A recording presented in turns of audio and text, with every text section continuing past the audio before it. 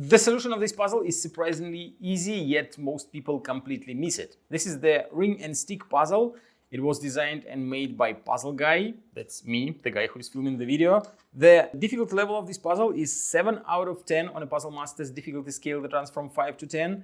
And the goal of the puzzle is quite simple, just remove the ring. Here, if you try to move the ring to the right, it doesn't go over this stick, but if you move it all the way to the left, you remove it from the stick, but you tie this knot here so it doesn't look like the correct way to solve the puzzle. If you like the ring and stick puzzle and you want to buy it, go to puzzlemaster.ca and don't forget to subscribe if you want to see more videos from Puzzle Master. The solution is surprisingly simple, as I mentioned at the beginning of the video. All what you have to do is to place the ring right here.